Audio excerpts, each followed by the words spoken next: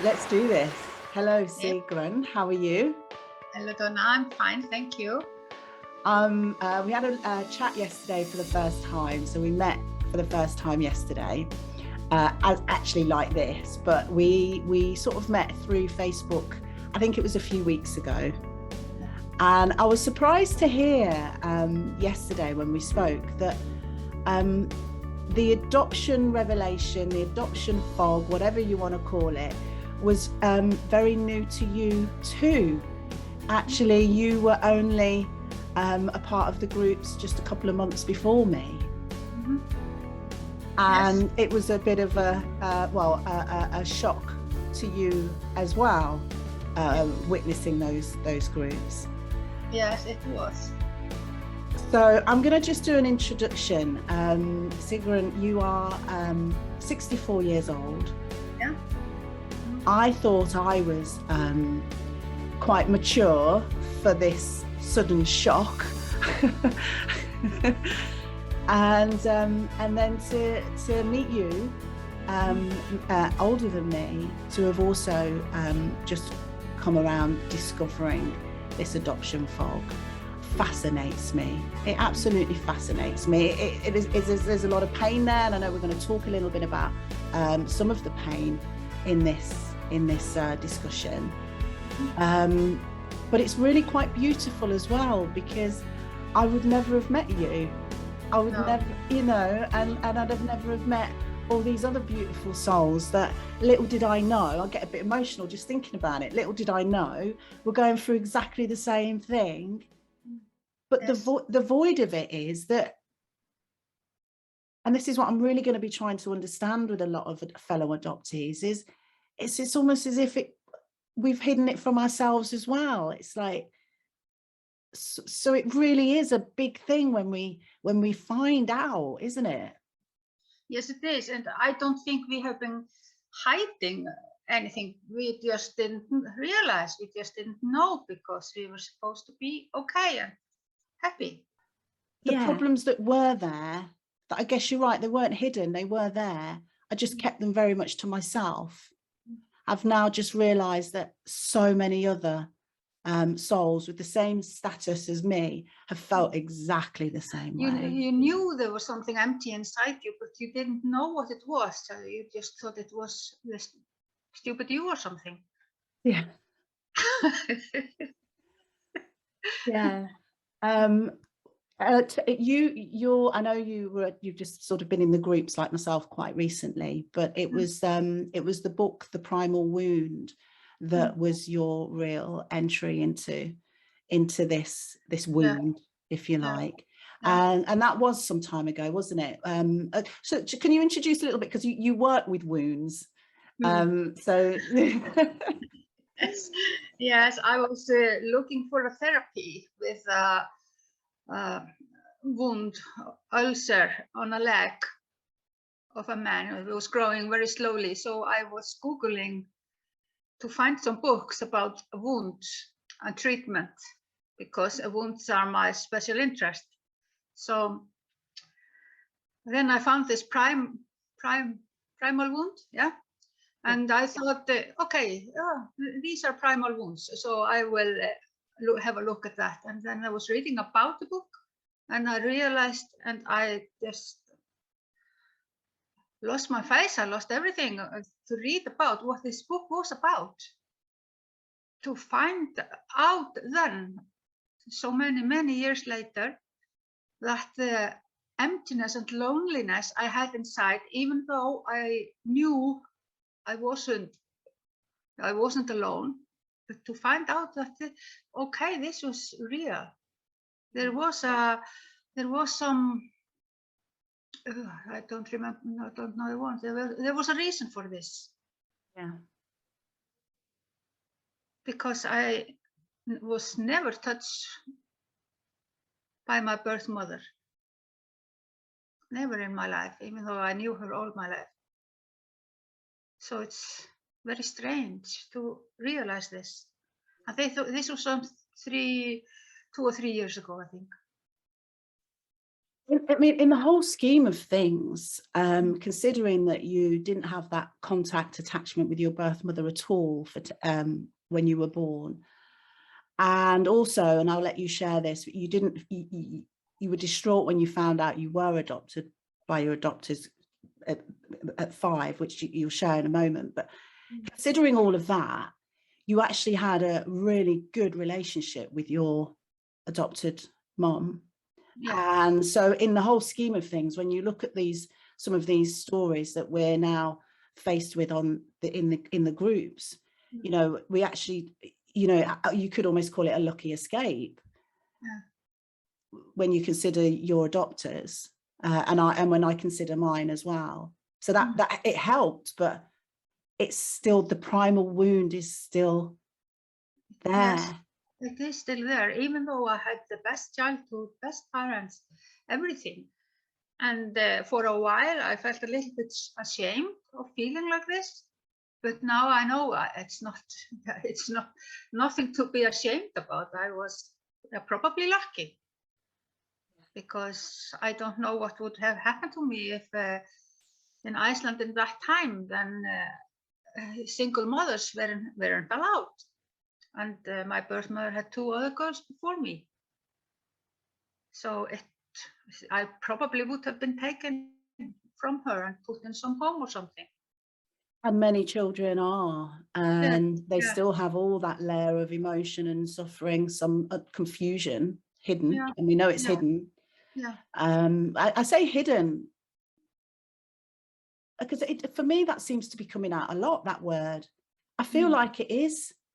I do feel like I have hidden it, you know, to protect myself almost. And, you know, and I think I was saying to you yesterday, I know I'm a very compassionate person, and I get very, very emotional, but more so for others than myself. Yeah. And I feel that's because I've been hiding a part of myself from getting hurt too much. So therefore I don't even go there. Does that make sense? Yes, yes, but that didn't happen to me when I was a kid. I was always happy, and I had my parents had many brothers and sisters, and I was a part of a very, very big family. And everybody said I looked very much like my adopted mother, with the dark hair and the eyes and everything. So I was lucky there too. And I was the child in the family. In the big family, I was always a child, so I was special, and I always felt special. Yeah, and you felt that. Yeah, you felt that. Yeah. I did too. A lot of the things I was saying before was more about like now my realizations. More so than a child. I was very lucky as well. So, I mean, I think for adoption, it must help when you look like your adopters, as you know, for all parties concerned, I guess. Yes, especially in a small country like Iceland. It's only the last years when other nations have been arriving to Iceland. If you saw someone in a different color when I was a kid, there was a boy in the neighborhood, and everybody, wow. Yeah. He was black, and that's not the rude word in Iceland. It's just a fact. It's just the color, black, you know. Yeah. And but nobody was bothered. We just played with them also, of course. Beautiful. Seems like I might have had a better time there than I did where I grew up. Well, but you know one thing, kids are colorblind in the East. Yes. Yeah. Yes. Yeah. They are. I was until everyone started noticing me. Yeah. I didn't notice that the color in them. No. I don't think. Yeah. So I'm keen to work up to the age of 12, because we've in our discussions and chats and from what we've seen, we've both agreed, like it seems that there's a real it's a real time for adoptees, 12. That's a real, and then it is anyway, 12 is a real, but for adoptees, it's like almost confirmed that if you haven't gone through something yet, it's going to happen now. That's what it seems to be. But before that, I know it was, and I've touched on it, it was traumatic for you finding out that you were adopted, wasn't it? You didn't know, or you were old enough to, you were at an age where you understood that you didn't. Yeah, I was very angry at my mother when she told me, and I said, I don't have any other mom other than you, and went out of the room and slammed the door. And normally that is enough for me. Then I am okay after. If I just slam one door, then I'm okay. And I don't remember anything else from that part. I think everything was okay after that. Slam the door slams Yeah. it. Yeah. That's who I am. So I don't remember any issues after that about this until when I started around 12 to ask, who are they? I want to know their names.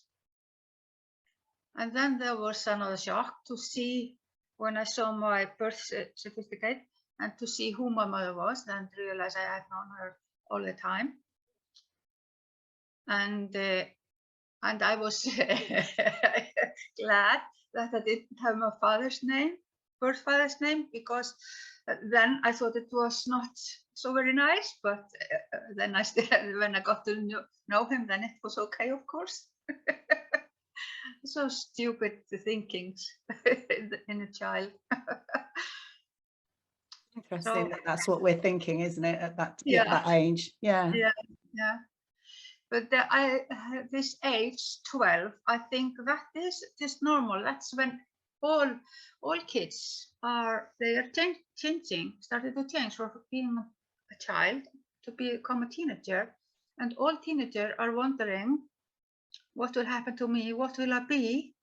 The sexuality, everything. Will I learn something? Where will I end? How will my life be? Because you see a different future, because you see the future then. You don't see it when you're a kid. So I think this is normal. And if you're adopted, then that is another layer on this. It's the who am I layer, isn't it? Yeah. Who am I? And the searching. Some do, some don't. But I think with the primal wound and what I'm learning, the connection that's there, but we're not aware is consciously there, is a big part of this who am I? Subconscious feeling, perhaps, of, where do I belong? And I guess you'd be feeling that even if you were made to believe that you were with your real parents, because I know sadly that still happens a lot, where they're just not informed that they're adopted. But I imagine deep down, that question, who am I, may still be probably stronger than ever in them as well. I remember one man I met once. He was adopted, but he said he had no interest in knowing where he was from. But I think he just suppressed the feeling, was maybe he didn't want to know because he was afraid what he would realize. But I don't know this man, and I don't know about anything about him now. But I was a little bit surprised because I wanted to know. I wanted to know. And I've always felt that was probably because I was a different colour, and that I felt like even more like I stuck out, and I wanted to know where I belonged. I mean, in the long run, even though it was horrific at 12, it really was horrific at 12 for me. Even though that, and I wouldn't take away the early searching that I did, because now I am where I am, the age I am. I know what I am, I know where I am, and I know what I am, and I know, and I'm so grateful for the journey now. And I think you're probably right. I think there are some people that will be suppressing it. Yeah. But all it will take is a glance at a book like that, or an advert, or a comment. And I'm sure then, at whatever age, you know, like, wow.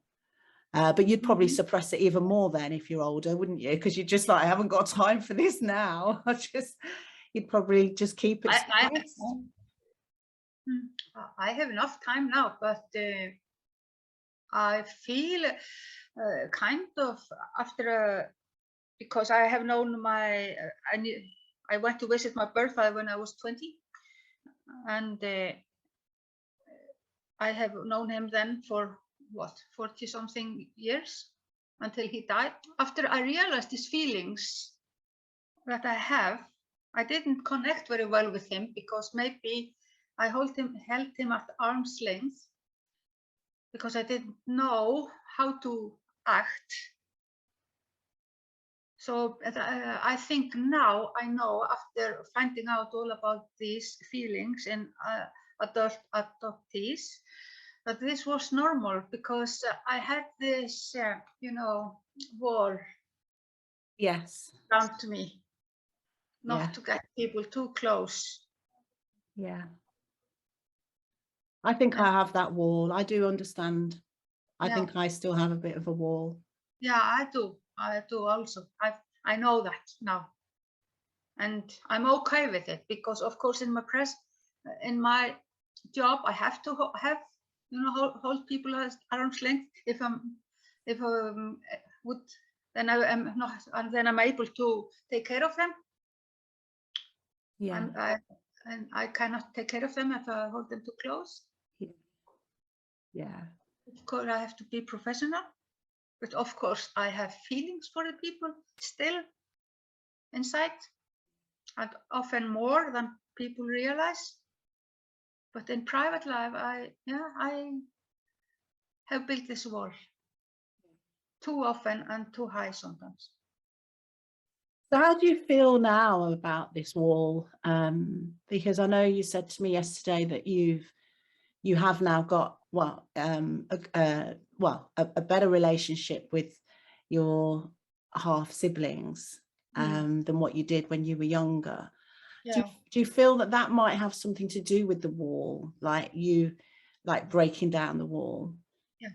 When I first met my half sisters, the four of us met in 2000, and it was a surprise. I didn't realize they were coming. So that's, I think, backed me a little bit in the corner. So I didn't let myself loose. Well, you've got no time to prepare. I mean, there's such emotional preparation for something like that. Yes, yes. But now, as I am, after 20 days, I will meet them all again. I'm more ready. I think I will just be yourself. Yeah. Be yourself. Yeah. Yeah. Yeah. Yeah. And isn't that a wonderful feeling? Yeah, it is. It's just a light feeling in the heart, you know. I just like to jump and dance. Oh, I love that. I love that. And I shared with you yesterday that I felt just in the last week, few days, like when I've laughed, I've felt it, or I'm in a conversation and it's, you know, I felt like the happiness coming from a deeper place. Yeah. I felt like, I don't know, like a lot of people say, oh, I'm so positive anyway. And I'm like, wow, I don't know where this is going to take me then, because, you know, I'm feeling like there's a whole other depth that I've dared not go, dared not let anyone else go. And is starting to break down just through this process of talking to you, talking to lots of different people within this arena. Is just doing that. I think it's like the therapy for me. I'm a therapist, but this is also, I need some healing, and this is it, like exploring your story and relating it to mine.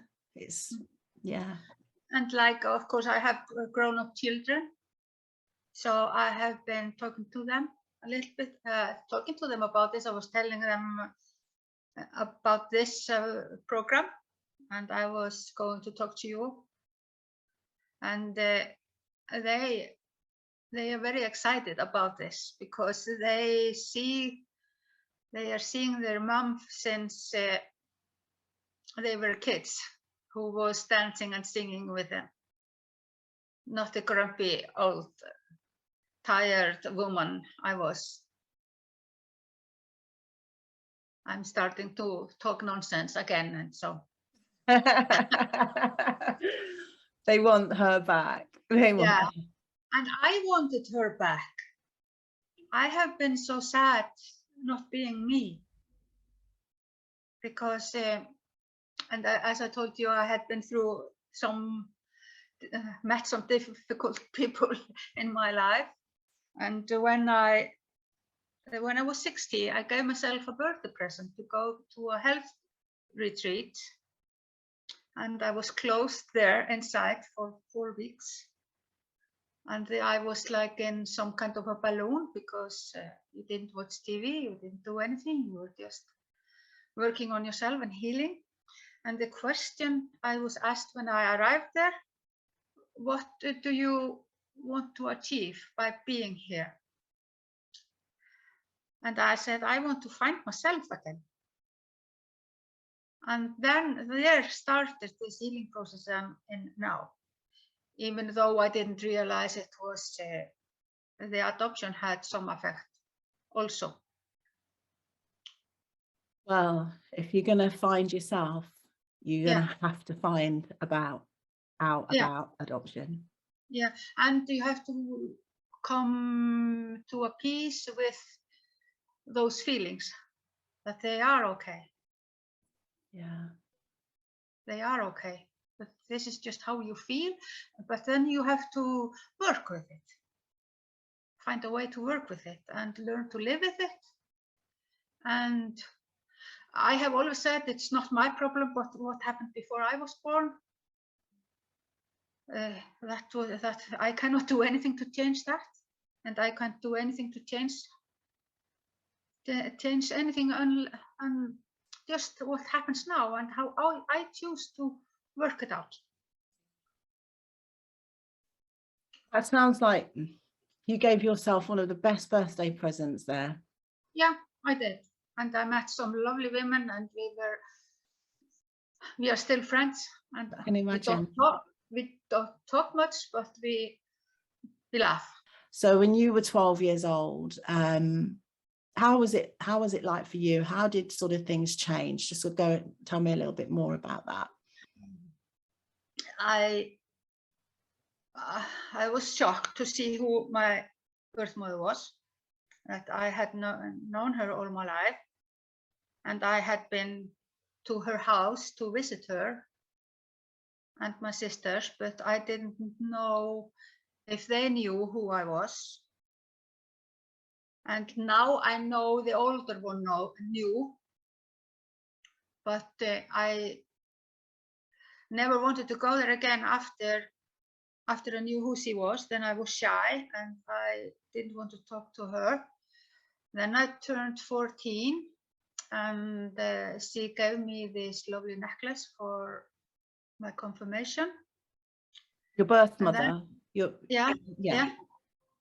And then I started to think, yeah, maybe I will go and talk to her. Maybe I will go next time when I go to visit her town too. So was she trying to sort of drum up a conversation with you? Was she trying to sort of, yes, she always talks to me. How are you? And what do you say? What are you doing at school? And la la la, like you talk to kids. Yeah. I suppose I answered her, but never a handshake, never a cuddle, nothing. I just sat directly at the kitchen table. And that's such a difficult age. I mean, what on earth was going on inside for you in that position? Yeah, is quite heartbreaking, because I know how I was at that age, mixed up. So to actually have your birth mother there, for me, this was the woman that I was longing and dreaming about and desperate to see. I know it's different circumstances, but at that age, it was very, very, very difficult. So I can only imagine that you were going through hell inside, really. Yeah, but I never kind of missed her. I don't think so. I missed her. I don't think so, because I was always told that she was such a good woman. Yeah. Yeah. Okay. Yeah. But when I knew who she was, then I was just shy. Oh, I don't want to talk to her. What will she do if she realizes I know? Will she take me or what? That was my thinking. And then when she died, when I was 14, just after my confirmation, then my first thought was, I'm glad I'm not with her, then I would be motherless. And then poor girls, my sisters.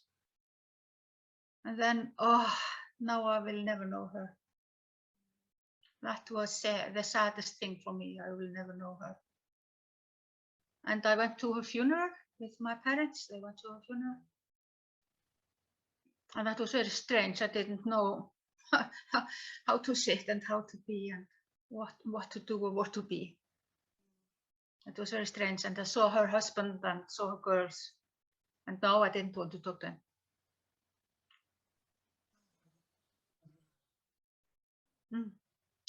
And then when she died, I kind of got lost to the family and wasn't found again until I was 25.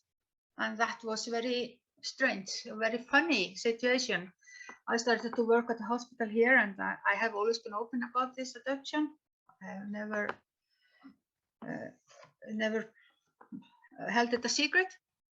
And then I was working with those two old ladies, and I was talking to one of them on night shift. Yeah, the brother of the husband of, no, the sister of the husband of my birth mother, she lives here, I think. Oh, the lady said that, what's the name of the man? I told her that, and she looked at me and said, oh, really? Okay. And then nothing more, then we had to go to work. Then 4 days later, the husband of my birth mother came here to see me. And then I was found again. Wow. And a few days after that, then the other old lady who worked at the hospital was the sister of the husband of my birth mother. So I worked with his sister. It's a small country. Yeah, it is a small country. And a little closer after that, when my oldest half sister phoned me, and when we met, we said, "Oh, so this is my sister." It's very strange. You get on well with your sisters now, don't you, or with your elder sister? I know you haven't met much, but do you connect? Yeah, we do connect. Yeah. And my father has 2 others. He's dead also. But the one who is 8 months old, younger than me, I don't know her because she is very strict and something. Okay. Yeah, but the little one who is only 31, she is my kid. How do you feel now with where you're at with your adoption? I mean, it's new to me, but everyone's calling it's known as the adoption fog that you go through, which I'd never heard of before, but it kind of seemed like the right 2 words, because that's what it feels like. Where are you now, and how are you feeling about the future with this extra kind of part of you, or knowledge, or whatever you want to call it? How are you feeling now about the future? I'm at peace. I have look bright to the future. Yeah, I think so. If there was any ways that could have been improved in your situation, your adoption, what do you think could have happened that might have made a big difference for you? To know her, to know my birth mother. That would probably have made her. I'm still a little sad I didn't know her. But I'm going to talk to my cousin who knew her well. They were friends, and I'm going to talk to her to ask about her, and then with the girls when we meet, then I will talk to them and try to explain and also how do I fit in the group. Beautiful. All the pieces are there, aren't they? Now they're all together. I mean, it's just about putting them, and that's part of life's journey. Yeah. I just want to, before we go, touch on the relationship that you had with your adopted mom, because I know that it was extremely close. You were very close, weren't you? Right up until she passed. But before we talk about that,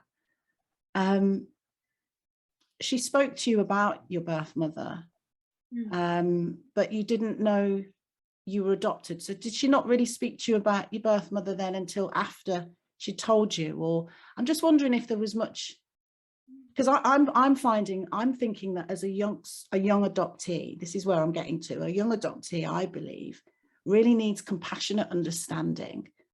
So you know, not only to, if they can't see their birth mother, see pictures of her, see good things about her, see this, you know, and have someone that can share that. And that didn't happen back in the day, did it? But obviously you did have a good relationship with your with your adopted mom.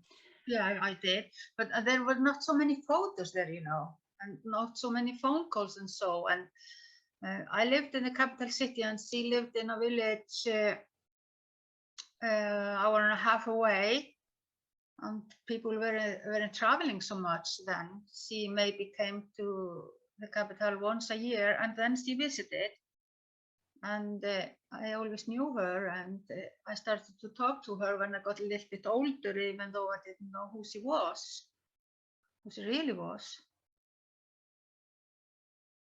Yeah. And I visited her when I went to my cousin in the village. Then we walked over there for a milk chocolate, the chocolate milk, I think, and I remember that always. It was a special treat to have this chocolate milk at her house, a full glass with 5 tablespoons, I think. Wow. Yeah. She wanted you to remember that chocolate milk, I think. Probably. Probably. Yeah. But I was always told that she was a very good woman, that she trusted them to be my parents, and she couldn't tell me because she was alone and didn't have any other help. She was a foster child herself. So I don't know. No, I was always told, and I was always talked very nicely about her all the time. How good she was, how kind she was. And so your relationship with your adopted mom then was very, very close. Was it always, do you always remember, I suppose being an only child, you just always felt special and loved throughout your childhood? Always. Of course, we had differences, of course, especially when I, a teenager and everything, and I wanted to go out and about. Normal, right? It's normal. It's how kids are. But that never lasted long, and I was very grateful to have been able to take so good care of her before she died, because she was in my home, and I thought I am paying her back by taking so good care of her as she has been taking good care of me all the time. Beautiful. Yeah, I wish that for my parents as well. The amount of people they've looked after. I know they won't be alone. They won't. No way. Yeah. It was so strange because my dad died 85 and they had been with us for a week or 10 days or something. And then he had made my mom promise to sell their flat in Reykjavik and move here, to buy a flat here, to move here to be closer to us and the kids. And then he just died on the way to Reykjavik again. So it was natural that he moved here the next summer. And it's an absolute pleasure to know you, and it's a journey, and we're on it together. I don't think it's gonna. I think we'll always sort of be connected, actually. You know, in one way or another. I really do. It's a part of. This is a part of our lives. This is part of our journey.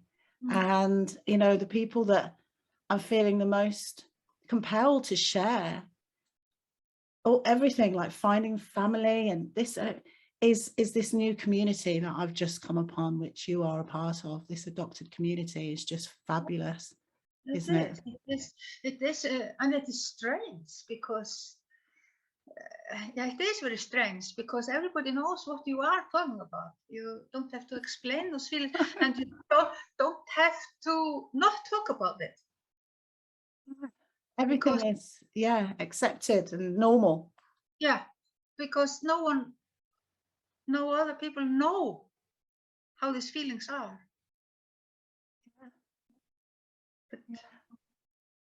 But yeah. And there is one thing I have realized last few days about belonging, not be a part of group or something. I was very sad that I thought I had never felt a part of a group. And then I talked to my psychiatrist, and he said, we were talking about this a little bit, and then suddenly a light. Of course, you are part of a group, you are part of your family, and you don't have to have a group of friends, 30 friends or something. That's not to be part of something, but that's your family, and that's people you like and you want to be with. So I do belong. Yeah. We all do. I just had you know, if ever we were to set up a lady I spoke to, Adoptee, the first girl I spoke to, we talked about getting together like adoptees on Zoom. Yeah. And I've just had a thought from what you said there. We could call it something like belonging. Yeah. You know, because that's a very significant word, isn't it, for all of us adoptees? Yeah, because no one can understand our thinking, even though we do belong to our community, our family and everything, but this is totally different. This is totally different. Something something no one will understand unless he knows it from his heart. And I would just like to say to anyone who is watching this, if they haven't gone and found these adopted groups, I'll leave some groups, details of groups in the comments.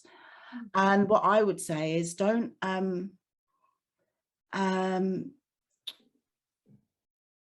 be surprised if you're a little bit, don't be surprised if you're a little bit shocked by what you witness. Confused, even angry. Yeah. Sad, furious, and why? That's okay, because there is no right feeling. This is kind of a grieving process, but good if you can work it out. It's a good process if you can work it out and you can find peace in your heart. And remember, you are special, no matter what your roots are. You are special. There is no one like you in the world. And there are some people in the world, few. But you are the only one who is like you. Thank you. Yeah. I think that's a beautiful way to end this discussion. Okay. Lovely. Thank you so much. I know you've got potentially an exciting day today. Yes. And maybe a new grandchild is coming. If not today, very soon. I just saw messages pop on the screen, and she is having contractions now. Oh, perfect. Okay. Well, I don't know why, but I'm feeling quite emotional. I think it's just with what you've just said. It's just kind of hit me, and I think it might have hit other people too. So I'm going to go, and yeah, I wish you congratulations now for your grandchild, because I've got a feeling that it's on its way right now. I hope so. Yeah.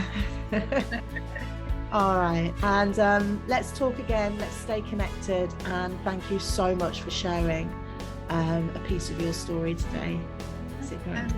I'm very glad to have been able to. Yeah, thank you very much.